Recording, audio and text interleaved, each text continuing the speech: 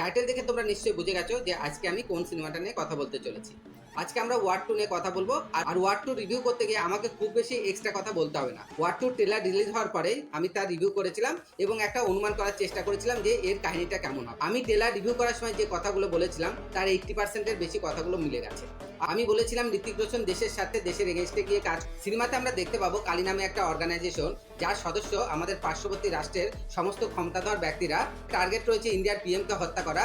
তাদের বিশ্বাসযোগ্যতা অর্জন করার জন্য কবির তার বস লুৎসার সাথে মিলে একটা নাটক সাজাবে, যাতে দেখানো হবে কবির র এবং দেশের সাথে বেইমানি করেছে। কিন্তু এই নাটককে কালী নামক অর্গানাইজেশনের সামনে বিশ্বাসযোগ্য করে তোলার জন্য কর্নেল লুৎরাকে প্রাণ দিতে হয় কবিরের হাতে, যার ফলে এন্টায়ার র ডিপার্টমেন্ট কবিরের পেছনে লেগে যায়। আর তখন এই র ডিপার্টমেন্টের টিমকে লিড করে ক্যাপ্টেন বিক্রম, যে চরিত্রে আমরা দেখতে পাবো জুনিয়র এনটিআরকে। অন্যান্য সদস্যদের মধ্যে আমরা দেখতে পাবো ক্যাপ্টেন লুথরার মেয়ে কাব্বা লুথরাকে, যে চরিত্রে অভিনয় করেছে কিয়ারা আদবানি, যে কিনা একসময় ছিল কবিরের গার্লফ্রেন্ড। লুথরার জায়গায় আমরা দেখতে পাবো র ডিপার্টমেন্টের নতুন বস বিক্রান্ত কল, যে চরিত্রে আমরা দেখতে পাবো অনিল কাপুরকে। এরপর আমরা সিনেমার বাকি 70% অংশ জুড়ে এটাই দেখতে পাবো যে বিক্রম এবং তার টিম কবিরকে ধরার জন্য আপ্রাণ চেষ্টা করে যাচ্ছে, সেটা জলপথে, স্থলপথে, আকাশপথে, সব। যদিও বা বিক্রম তার টিম নিয়ে কখনো কবিরকে ঘেরাও করেও ফেলছে, কবির ঠিকই কোনো না কোনোভাবে সেখান থেকে এসকেপ করে যাচ্ছে। অ্যাকচুয়ালি ওয়ার সিনেমার কিন্তু এটাই বৈশিষ্ট্য। আর পার্ট 1-এ আমরা যেমন দেখেছিলাম র টিমের তরফ থেকে খালিদ কবিরকে ধরার জন্য আপ্রাণ চেষ্টা চালিয়ে যাচ্ছিল, ওয়ার পার্ট 2-তেও আমরা সেটাই দেখতে পাবো। পার্থক্য শুধু এটুকুই যে খালিদের জায়গায় এখানে আমরা দেখতে পাবো বিক্রম। আলটিমেটলি সিনেমার মূল বিষয়বস্তুর মধ্যে আর তেমন কোনো তফাৎ এবং ওয়ার 2 এর স্ক্রিন প্লে এর মধ্যে প্রায় 80% সিমিলারিটি দেখা যায়। তো বন্ধুরা, সিনেমার গল্প বলতে তেমন কিছু নেই। সিনেমার মধ্যে যে সমস্ত ছোট ছোট টার্নস অ্যান্ড টুইস্ট রয়েছে সেগুলো যারা সিনেমা দেখে অভ্যস্ত তারা খুব সহজেই অনুমান করতে পারে।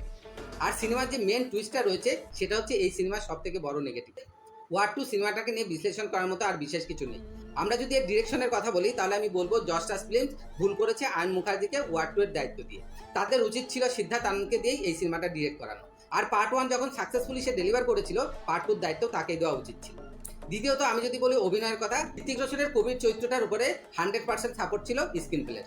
যেখানে জুনিয়র এনটিআর এর যে ক্যারেক্টারটা, সেই ক্যারেক্টারটার উপরে স্ক্রিন প্লের কিন্তু ততটা সাপোর্ট ছিল না। আর এই সিনেমাটাতে সবচাইতে বড় ভুল ডিরেক্টর এবং প্রোডাকশন হাউস যেটা করেছে, সেটার জন্য এই সিনেমাটা সাউথে গিয়ে মুখ থুবড়ে পড়বে। কারণ আমি ট্রেলার ব্রেকডাউনের সময় বলেছিলাম জুনিয়র এনটিআরকে যদি যথেষ্ট স্কোপ দেওয়া না হয় সিনেমাটাতে, তাহলে সাউথের অডিয়েন্সরা এই সিনেমাটাকে কিন্তু ভালো মনে অ্যাকসেপ্ট করবে না, এবং আমার ধারণা এটাই হবে। তো স্টাইলিশ বড় বাজেটের সিনেমা পছন্দ করো তারা যেতে পারো এই সিনেমাটা দেখতে, একবার দেখার মতো সিনেমা। তবে আমার মনে হয় প্রোডাকশন হাউস যদি এই সিনেমাটার ক্ষেত্রে সঠিক বিজনেস রেজাল্ট পাবলিশ করে, তাহলে হয়তো খুব বেশি হলে এই সিনেমাটা এর কস্ট রিকভার করতে পারবে, হিট কিংবা সুপারহিট পর্যায়ে পৌঁছাবে না। তো বন্ধুরা, আমার মতামত এই পর্যন্তই। যদি ভালো লাগে লাইক করুন, শেয়ার করুন, কমেন্টস করুন এবং অবশ্যই আমার চ্যানেলটা সাবস্ক্রাইব করুন।